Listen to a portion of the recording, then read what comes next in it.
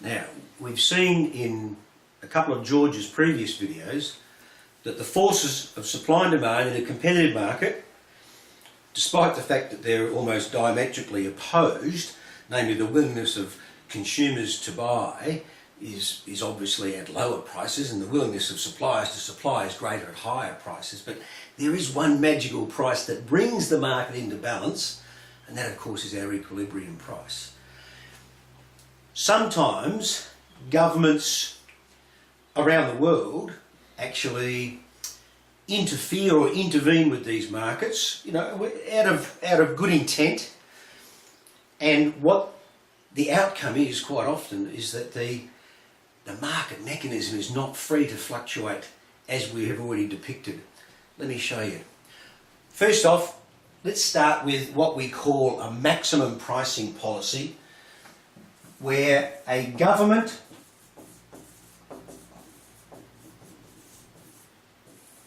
might consider that the equilibrium price that's been established by the market forces is actually too high. It's inequitable. It's excluding too many people. So remember that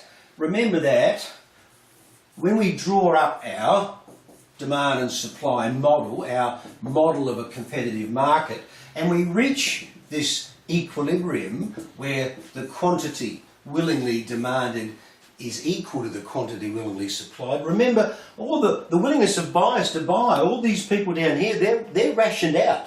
They're excluded from the marketplace. And that, of course, is one of the key functions of the price mechanism, the rationing function. So, but in terms of a maximum pricing policy, the government might look at this and say, no, too high. And they actually pass legislation and they'll impose what we call a ceiling price. And generally it's below the going market price. So let's pop one in. We'll call it PC for ceiling, and we'll have a look at what this maximum price is going to do to our marketplace. Well, our supply curve tells us straight away that the willingness of suppliers to supply at that price is actually QS. And not surprisingly, at the lower price, as you would have predicted, knowing that the law of demand as you do, that the quantity willingly demanded is much higher.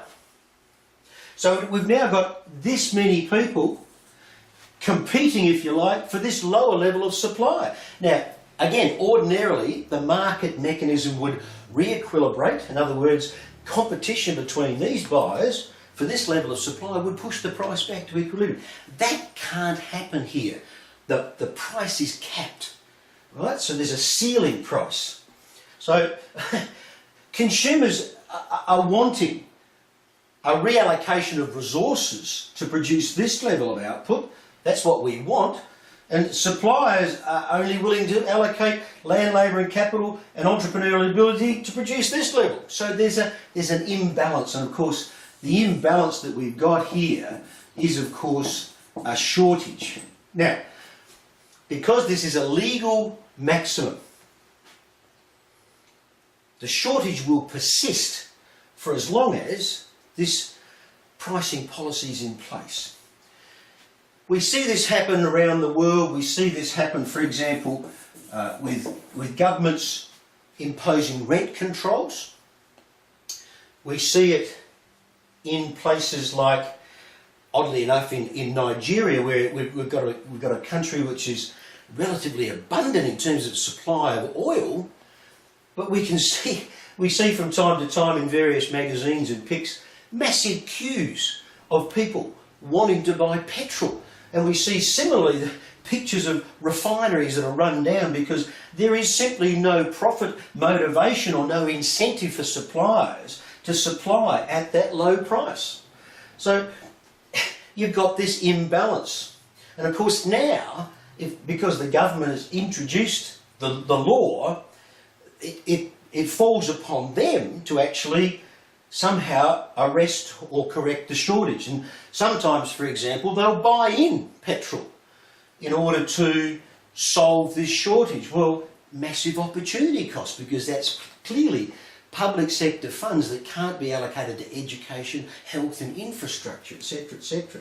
So we find some interesting non-market distribution mechanisms, people queuing up forever, long queues, terribly inefficient, and just to compete or just to grab their little share. We sometimes see, as we saw, for example, in many countries during, say, World War II, rationing and quotas are imposed. So that's one way of going about it. But of course, let's not forget that there are people whose willingness to buy is a lot higher than this. And for example, we can see that if we chase this right up to the top of our demand curve, there are people who are prepared to pay a much higher price to avoid, for example, this level of inconvenience. We'll call this price PBM, the black market price. And that is in fact how black markets generate. They actually come about because the market mechanism is not allowed to re-equilibrate the imbalance that's caused by the government intervention.